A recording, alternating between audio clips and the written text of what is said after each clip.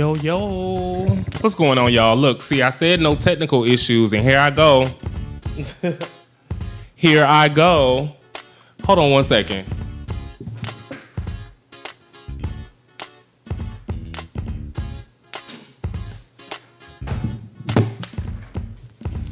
All right, LYNX Live. I'm back with another hot episode. No, LYNX Live. We about to get into some reality. See, I got all thrown off. The batteries in the mic went out. This is what I be talking about when I'm having like a real confident episode. Anyway, LYNX Live. I'm your host, Dame LYNX. Hope y'all enjoyed that mix. I'm having a really great time already. So we know we about to get into some reality. What you guys drinking on tonight? You know, I'm still doing my reposado and watermelon. That is always my weekend drink. That's what I'm getting into. All right, so a lot going on in the entertainment space. Let's get into some TV stuff. So, Love and Hip Hop Atlanta and Love and Marriage Huntsville are premiering this month. I'm excited for both. You know how much I love Love and Marriage Huntsville. Shout out to Carlos King. He is doing his thing. Just in all spaces. I love me some Carlos King. Love and Hip Hop ATL, their premiere episode was last week. I ain't gonna hold you. The first episode started off really, really good. Shout out to MTV. Since they've switched to MTV, I have been enjoying Love and Hip Hop so much. But y'all know Love and Hip Hop is my favorite show, so I'm going to watch regardless. It doesn't even matter. I'm going to be watching anyway. But the season kicks off with them just outlining all of the drama. Bambi's about to get married already. She just got divorced. Bambi's a wife. She made Scrappy wife her, and now this new dude, Ray, she's wifing him. Carly, you know, she got arrested. We talked about that. So we're going to be getting into the behind the scenes of what was going on with her and T-Lo. A lot going on there. Rennie and Sierra are beefing. Yandy and Rashida are beefing. There's a lot of drama with the husbands going on. They keep trying to accuse Mendices of cheating. I don't know if I believe that Mendices is cheating, but I also don't put nothing past nobody. So the craziest thing about the premiere episode was Scrappy getting into it with his newest baby mama. You know, he got the girl pregnant during a threesome, which is crazy. And she showed out this first episode. Okay. I did not see that coming. So a lot's going on with Love and Hip Hop. It's the same drama. And you know I'm tuned in, so y'all got to watch that with me. Also, you guys, I'm obsessed with the Tamar Braxton version of the Caught in the Act. You know, Tammy Roman has had her Caught in the Act Unfaithful series that's been going on for the last couple years, where they've added to the franchise and added another show called Caught in the Act Double Life that Tamar Braxton is hosting. And the twist on this is that it's not cheaters that they're catching. They're catching people that are living like alternate lives. So, and it's also allowing Tamar to just act a fool on there, which I adore Tamar. Y'all know how much I love Tamar. So they're having people come into their office to investigate what their friends are doing.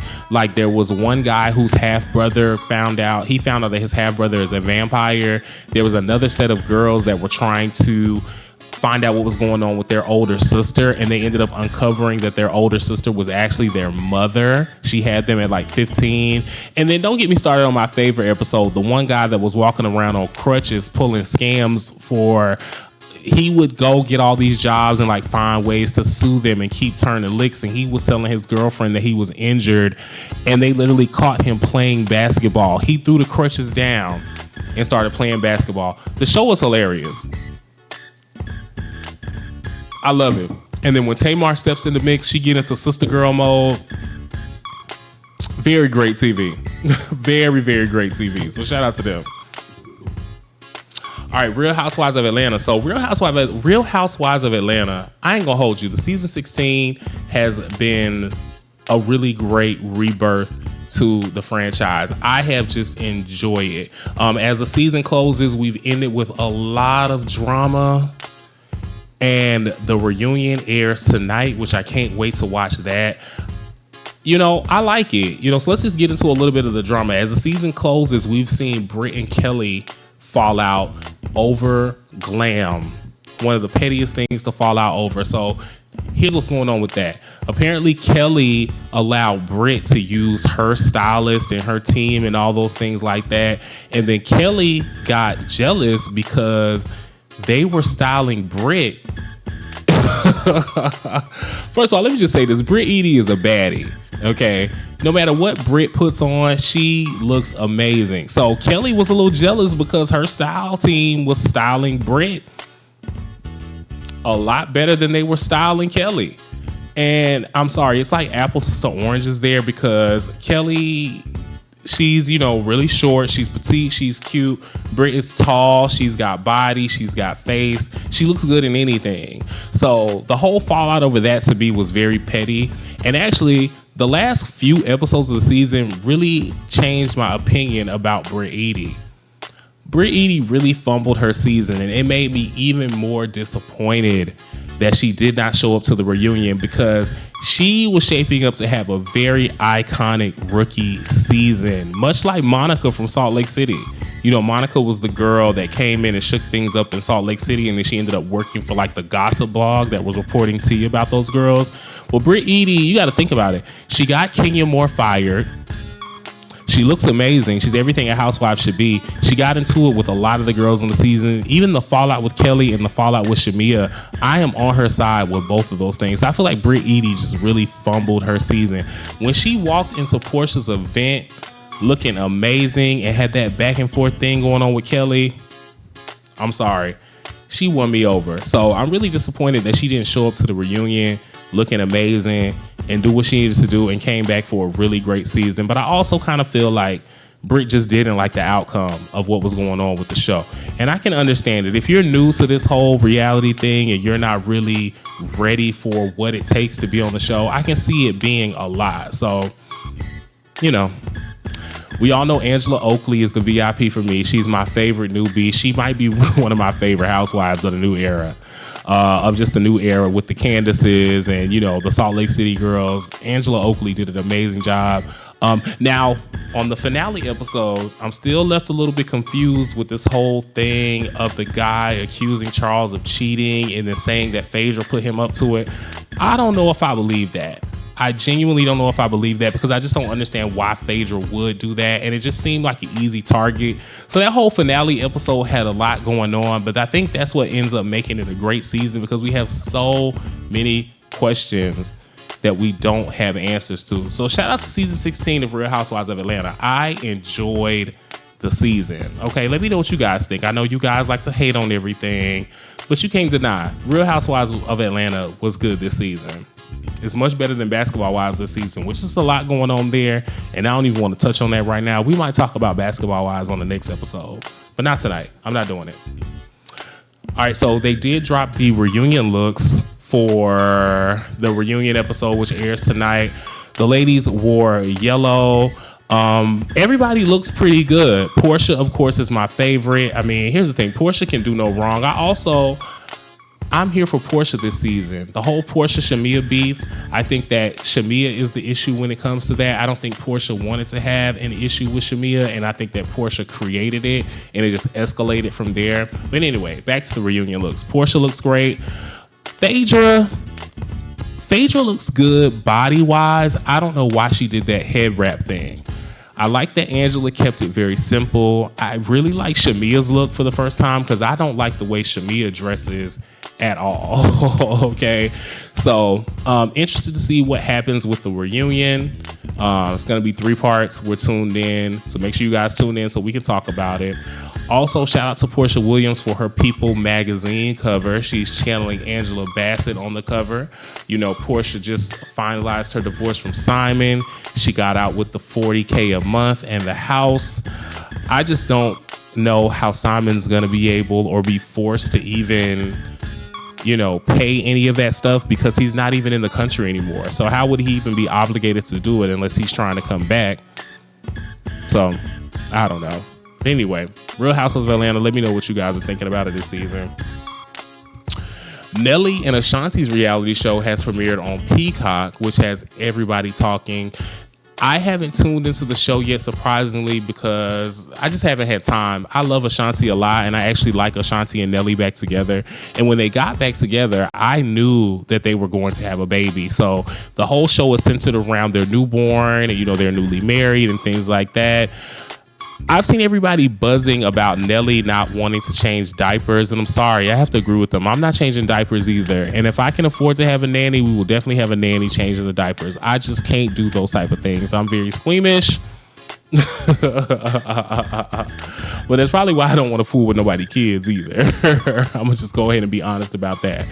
But yeah, I'm going to get caught up on the Nelly and Ashanti reality show because I'm obsessed with Ashanti. I always have been. And I'm excited to see her with her first child. And she looks amazing still. So also Nelly and Ashanti have been doing their promo run. I've been enjoying their interviews. I like their chemistry. I like how they've made their way back to each other.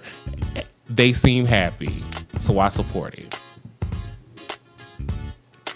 All right, another Bravo show. Okay, so NEXTGen NYC. I talked to y'all about this a little bit when it premiered. I actually got to watch a couple episodes. So NEXTGen NYC is a few 20-somethings living in New York that are a group of friends, and it's just about, them surviving. It reminds me of growing up hip-hop. There are a few children that are housewives, children of housewives that are on the show, like Ariana Bierman is one.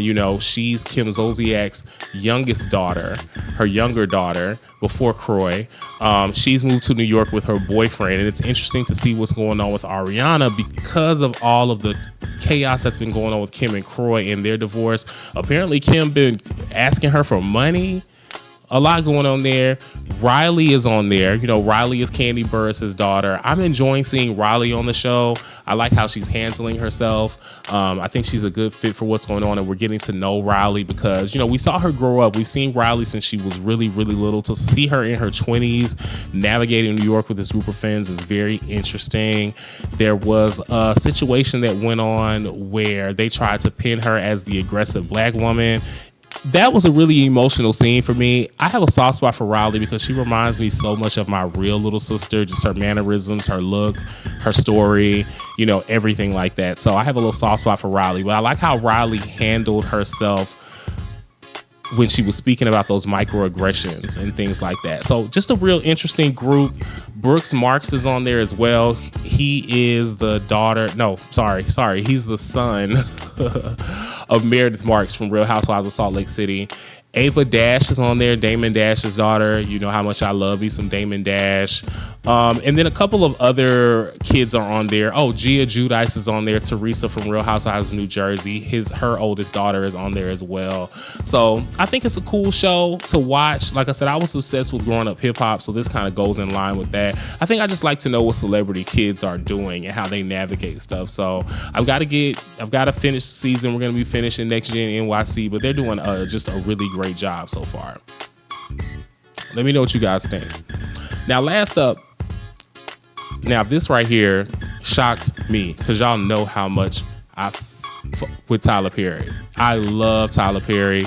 I think that he's done great for the film industry. I think that he's done great as a black man. I think that he's done great for minorities. Well, he also has been sued by one of his cast members from the Oval.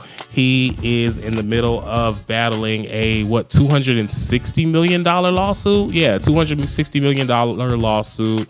One of the actors from the Oval has accused Tyler Perry of sexual assault, attempting to coerce him into sex for roles and things like that. I don't know. I can't tell if this is a money grab or if it's true or not. I would hate for it to be true, but just because of how much I cape for Tyler Perry and how much I support him. But I personally don't feel like with this suit that people are taking it as serious as other lawsuits because it's two men involved. They did share some of the text messages. The text messages to me, it kind of seemed as if there was some type of mutual relationship going on. And then Tyler was at a point where it was like, okay, at work, we have to keep whatever this friendship is private for professional reasons. And then all of a sudden he's hit with a $260 million lawsuit. So, I don't like to give my opinion. I like to get the facts first before anything else. But this is just an interesting lawsuit. Is it a money grab? Is another takedown? Are we still trying to take Tyler down? Like, what's going on here? Then also Christian Keys, who was the creator of All the Queen's Men, co-creator with Tyler Perry, he spoke out about the deal with BET Plus and how they basically are trying to remove him from the project. So Christian Keys also kind of spoke out a couple of years ago about some sexual assault that he was victim to a couple of years ago from some mogul, and people couldn't tell if he was talking about Tyler Perry or Lee Daniels. I still don't know. So a lot going on in the Tyler Perry world. We'll see what happens. You guys know I do not like to give my opinion, but you can give me your opinion. Let me know what you guys think about any of the topics that we've talked about in reality. Do you think that this is a shakedown for Tyler Perry? I don't know. All right, that's it for reality. We'll get into some more music and then we'll be right back because we got to keep it PC. Don't never stop.